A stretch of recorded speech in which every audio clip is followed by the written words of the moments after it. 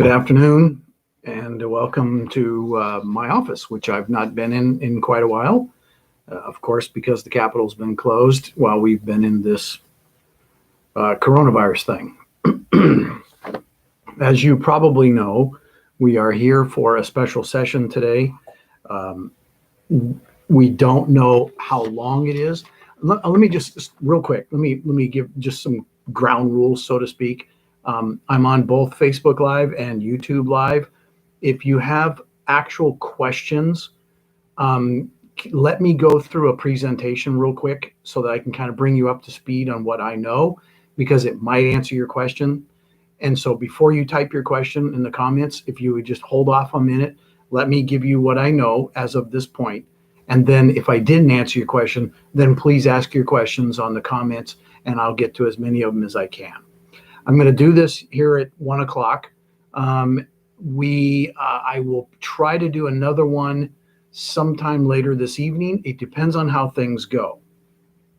So here's a quick background of what's going on today. So at least here in the House, I know the Senate was very similar, but here in the House, we gabbled in at 8 o'clock. It was very unusual in that the ground rules, so to speak, that were set for the Oregon House were that no more than 25 members could be on the floor at one time. The floor was expanded. Normally it's very, very close in that it's just the floor, you know, where our desks are and the speaker's dais and the back wall. The floor has been expanded to include the galleries up on either side and the viewing area, the sort of bleachers that are in the back. So the whole entire House chamber is now part of the floor, meaning we can vote from those areas. So, but they won't let all 60 of us in the House chamber at any one time. So we would cycle in and yes, I'm here, and then go back to our offices.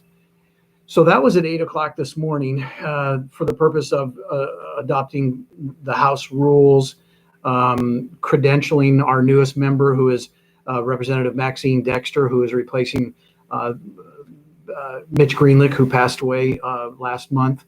And then there were a couple of other items of business that were done, and then that was it. And the House floor was over, and we were recessed until 5 p.m. tonight. Now, why 5 p.m.? The way we understand, and please bear with me, I only know what information I'm given.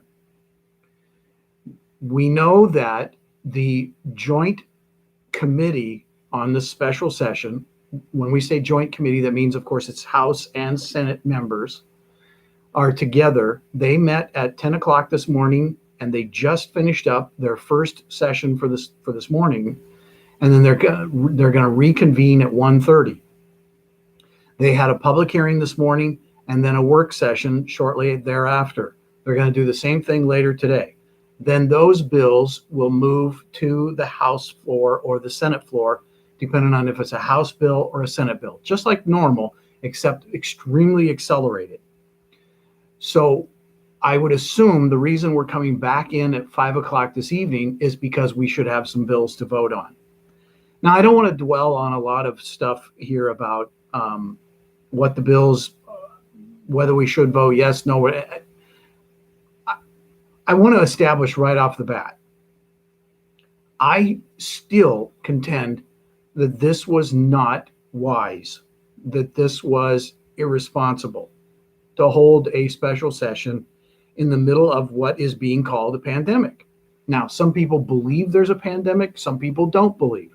I honor everybody that's watching this, wherever your belief is on this, whether you believe face masks, no face masks, whether you believe we're all going to get sick, nobody's going to get sick. That's not really the point of this right now. The point of this is to say that regardless, I don't believe we should be holding a special session of the legislature when we have 90 members minus the few that aren't coming because they're not well. For instance, Senator Denise Bowles has strep throat, so she's not here. So regardless of the people who aren't here, 90 members coming from 90 various areas of the state to come to this one building to be together, I don't think it's wise. I think it's irresponsible. It's irresponsible on the part of the governor and the Democrat leadership in this building. Are there important things that we should be taking care of? Yes, absolutely. Number one is unemployment. The unemployment disaster. That's what we should be addressing right now. I don't think there's anything more compelling for us to take care of than the unemployment situation. The hundreds of thousands that are unemployed. I have a number in front of me. Let me see if I can find it real quick. There are still 70,000 Oregonians waiting for relief in the PUA program. Why aren't we addressing that? The other thing that is, to me, the only two reasons we should be in here on the unemployment situation, we should have been fixing that. And two is the budget. In case you didn't know, businesses have been closed, which means they're not paying their taxes. And trust me, I'm not a big fan of taxes, but there's a certain amount that we pay as businesses and employees and people, and revenue is doing this. Now, we should be either trimming the budget or doing something to balance the budget. I happen to think that we have some fat that we could cut, and I don't have all that in front of me because we're not doing that in this special session. Figuring out how to move forward to get Oregon's economy moving is of utmost importance right now. And none of the proposed legislation that we're doing today or tomorrow or Friday, I don't know how long we're going to be here, none of it is going to move the economy forward or help us recover from this economic crisis. So really, we should be here to address the pandemic, the unemployment, and the economic recovery of Oregon. And really what we're here for is to look at a couple of dozen of issues that really aren't truly emergencies, as in right now. You know, we talk a lot about the emergency clause and how important that is if there is an emergency. I don't know of a greater emergency than this pandemic right now and how it's affected business and employees and employers and everybody. So this is an executive order by the governor, and we are in essence responding to a crisis that was created by executive orders done by the governor rather than working to help Oregonians. The bleak economic future that we're facing, businesses have to close and have had to close and are closing, some permanently. I just heard about, just here in the Salem area, Ritter's. Was it Ritter? Not Ritter's, I'm sorry. Roberts Crossing. Roberts Crossing out on South River Road. Wonderful place to have dinner. Is gone forever. Never coming back. We need to help the struggling Oregonians get back to work. We need to help businesses reopen, and we need to do it now. And that should be the only reason we're here. Otherwise, there's no reason to be here. I mentioned the 70,000 Oregonians still waiting for their PUA relief. Oregonians are absolutely filling up my inbox over there on my computer with, I'm out of work. I need help. I don't know what to do about paying my rent. I don't know. On and on and on and on. And I'm not happy with the policies and the leadership or lack of leadership that's going on. So there's my sort of presentation, and let me go now to your comments and questions. Specifically, I'm hoping you'll ask questions if you're not sure. And I'm not going to just read comments because you can read them yourself in the comment box. I'm going to read questions. Senator Bowles is watching. Hi, Denise. Yeah, Mindy brings up a great thing. I failed to mention this. The public input. There were phone calls and stuff posted on OLIS that were comments, but that's not how it's done. Normally people would come in and they would sit and they would testify, even if it has a timer on it, because there were so many people. That's not being done. You are not being allowed to, in essence, give your opinions. And it's not really a public hearing. It's kind of sort of a public hearing. I mean, they set up a computer and a camera out there on the front steps, and I don't think anybody's used it yet that I've seen. So, Mindy, thanks for bringing that up. The public is apparently locked out. Yeah, they literally are locked out of the building. You cannot come into the building right now. Let me see. I really need your questions. And I'm sorry, I'm going to pause to read some of these comments to see if there's a question here. Jackie asked a good question. What can we do to get them to listen to us, the citizens? Frankly, I don't really have an answer for that, because your emails seem to fall on deaf ears. Your phone calls seem to fall on deaf ears. Some of us here in this building are very responsive. My legislative director, Abby Weekly, and we answer the phones, we answer the emails. There's not very much mail that comes, but with mail comes, we're very diligent about answering. Not everybody in this building is, and that's a sad thing. Keep in mind, though, it's not an excuse, but I do want to mention, we are a citizen legislature. In other words, most of the people here have a job or something else that they do, and then they come in here part-time to work. But still, you can answer your emails. So how to make your voice heard? I'm sorry, but I believe the number one way to make your voice heard is at the ballot box. Now, granted, we don't have a ballot box in Oregon. We have vote by mail. And I don't want to go into all that right now. It is what it is, and the horse is out of the barn, and we're not going to put the horse back in the barn. So voting. Absolutely voting. Did you know that hundreds of thousands, I believe the number was 250,000 that I know of, that were registered voters in the Republican and Democrat parties did not vote in 2018's general election? Just think what might have happened one way or the other, depending on what party you're from. If you don't vote in November, what is the point of all of this?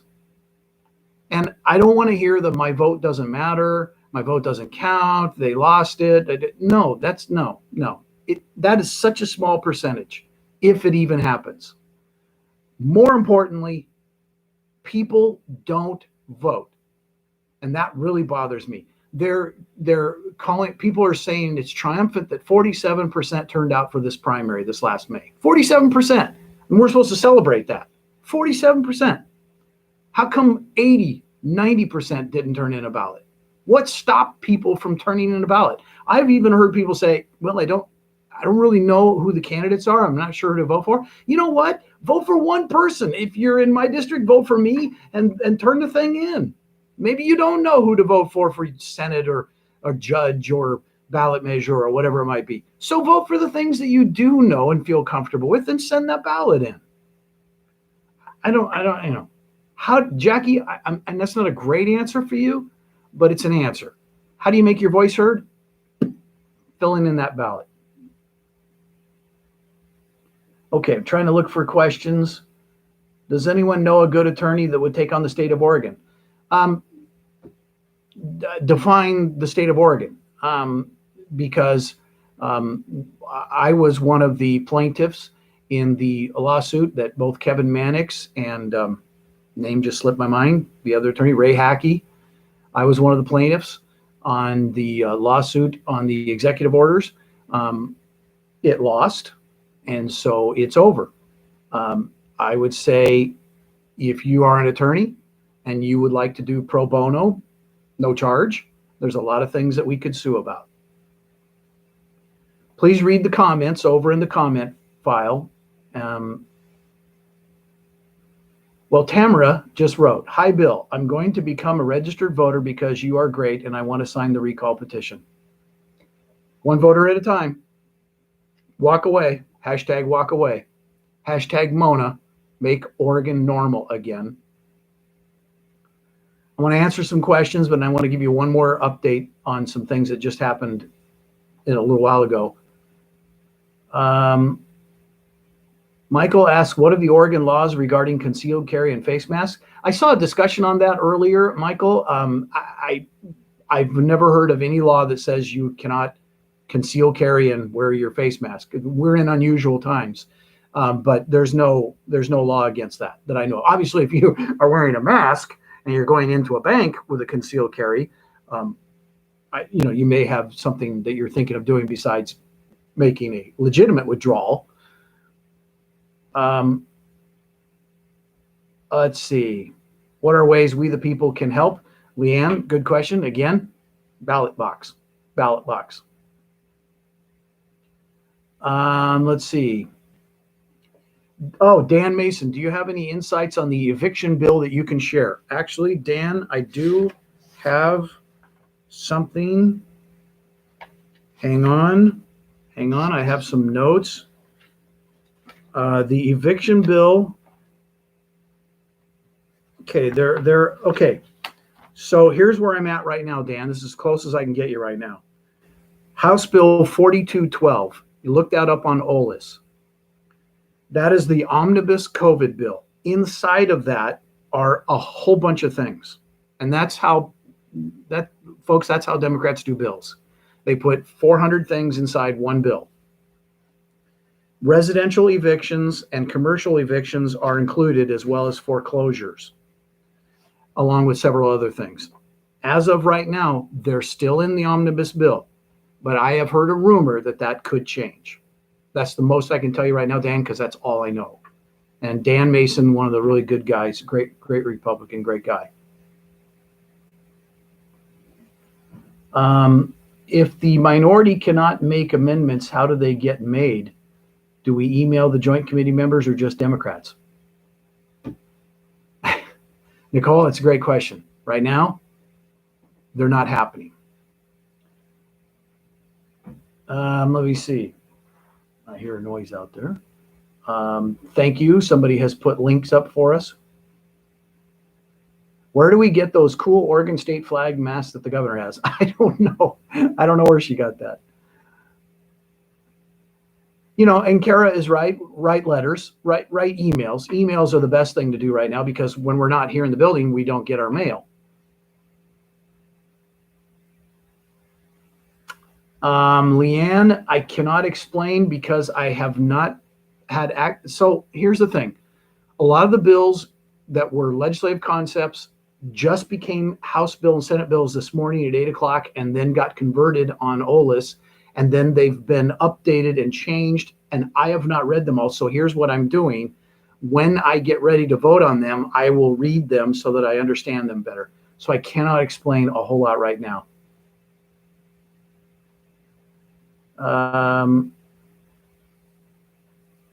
Kristen, that's a great question. If it's not about the pandemic or unemployment insurance, what is it about? I don't know.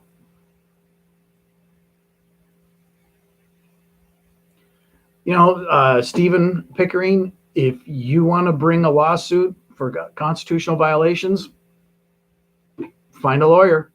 They'll do it pro bono, because I can't afford one. I don't know if you can. HB 4152.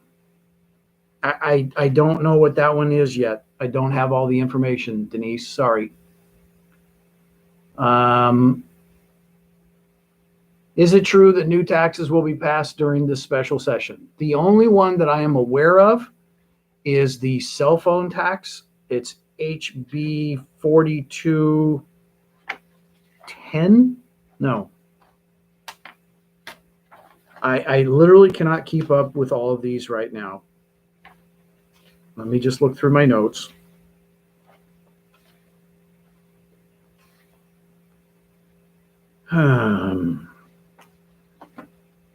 Sorry. Senate Bill 1603. That is the cell phone tax. So here, let me give you a quick explanation. The Universal Service Fund was started back in 1999 on your landline.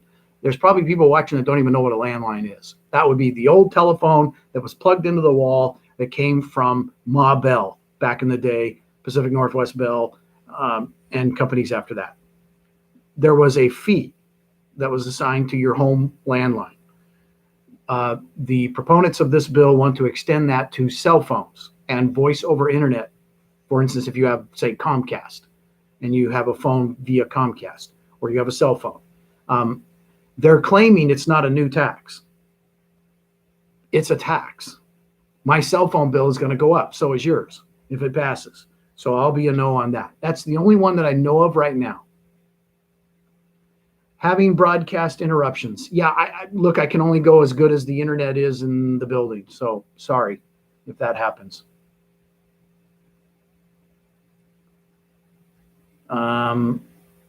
Yeah, and you know, it's we have Wi-Fi here in the building.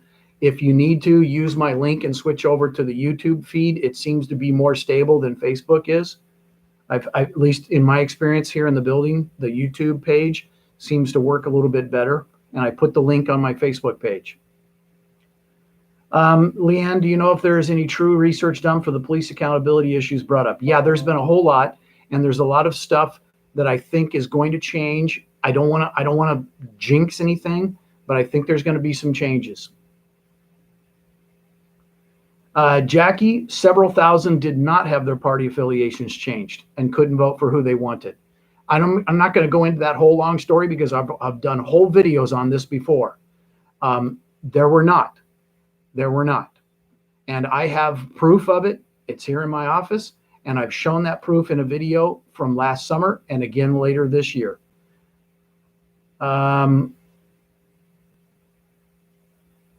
Yeah.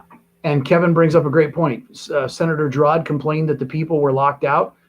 Senator Prozansky then said, well, people can testify remotely. And that's when it started dropping out. So, yeah, I mean, just like the internet's dropping out right here. I mean, you can't have people testify by the internet. On top of the fact that some people don't have internet or high speed or even computers and laptops. Jackie, why can't the decision be appealed to the U.S. Supreme Court? Because the U.S. Supreme Court already ruled on the church issue, and they ruled against the churches. And no, there are no Oregon laws about masks, but there was a House rule. And if I want to be on the House floor and I want to vote, and I believe that I should vote as a representative of House District 25, I have to I'm wearing a face shield. I'm not wearing a mask. Don puts a great question. Do Republicans have any power at all with the supermajority that the Dems have? No. If you look at my Facebook post earlier from Senator Fred Gerard, the Senate Republican leader, he talked on the Senate floor and said, we're not allowed to introduce legislation nor amendments. This is ridiculous. Let's see. Let me go through some questions here. A lot of good questions. I just can't get to them all as fast as I can. I'm trying to. They're moving by really fast.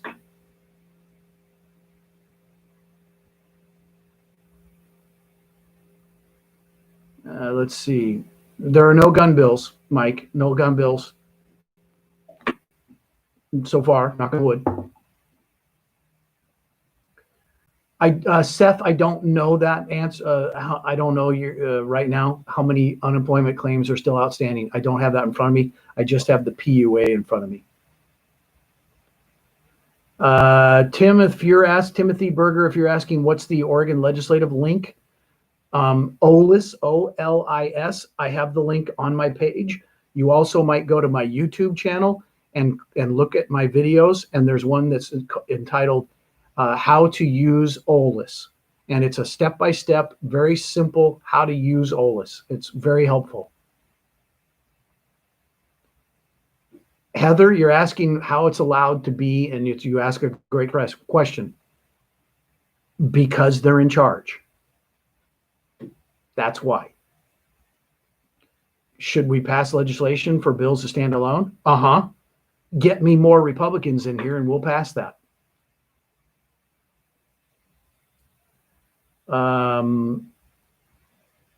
Let's see. Hi, Ed. How you doing?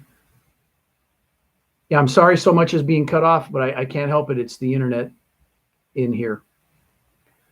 How can you get it on YouTube? On my Facebook page, in the post that says I'm doing a live video today, there's a link to my YouTube page. There's 13 people watching on YouTube right now.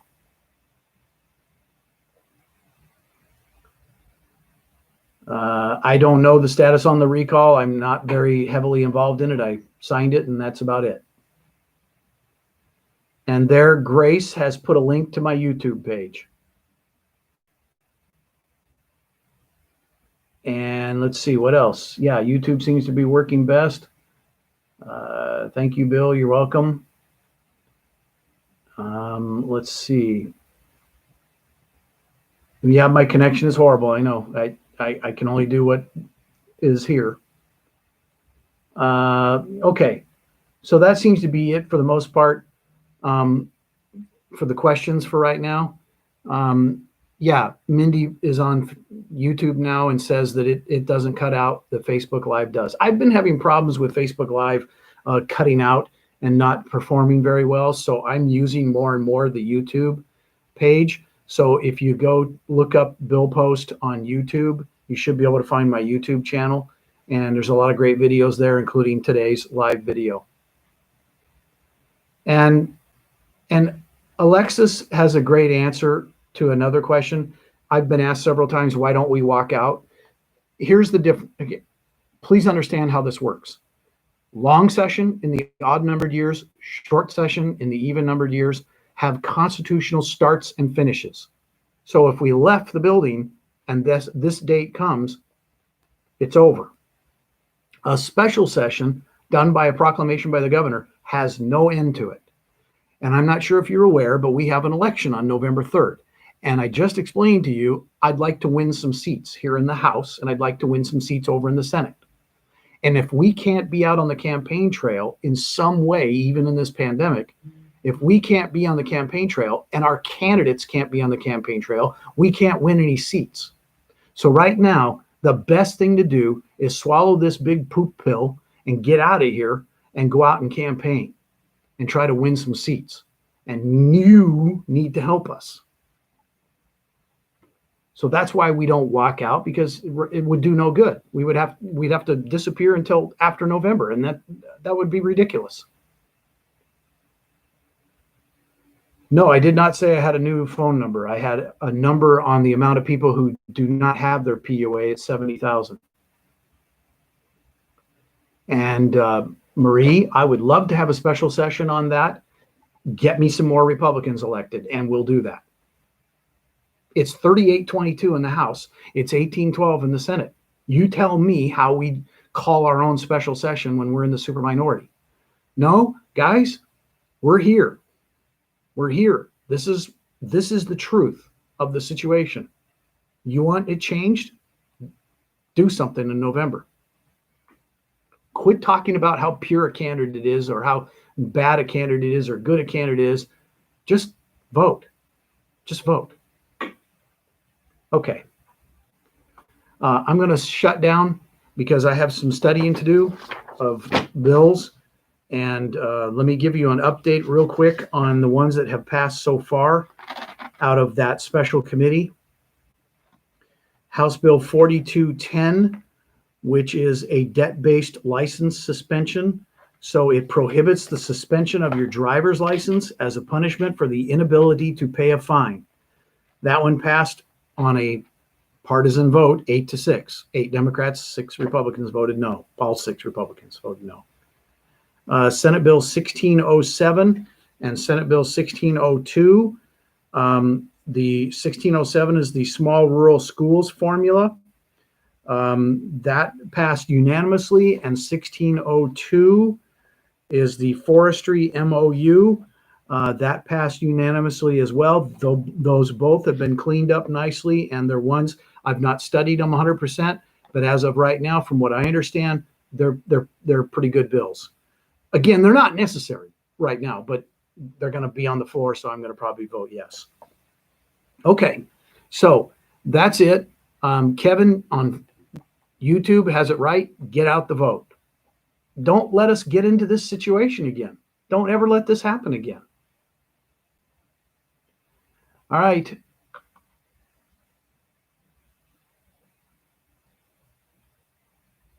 No, Marie, your votes do count.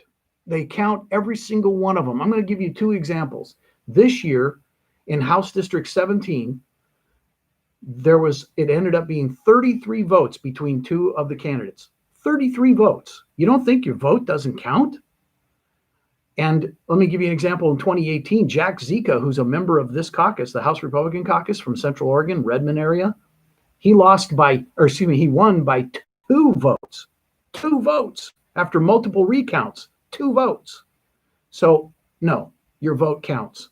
Don't believe all the Facebook hype, okay? Don't believe all the Facebook stuff. Get off Facebook. Well, you're on Facebook to watch me, but get off Facebook and get out and study a little bit, because it's not true. I am not a fan of vote by mail. That I've always said since my days on the radio. I prefer casting my ballot. But that, like I said, that horse has left the barn and it's not coming back. So we have to live with what we have. We just have to turn in those ballots. Okay, I got to go. Thank you very much for joining me. I'll try to do another one this evening after the 5 o'clock floor session. If there's something new that happens that I think is important for you to know about, I'll try to keep you as up to date as I possibly can. Thank you for joining us today, this afternoon. Have a great rest of your day. We'll try to talk again this afternoon.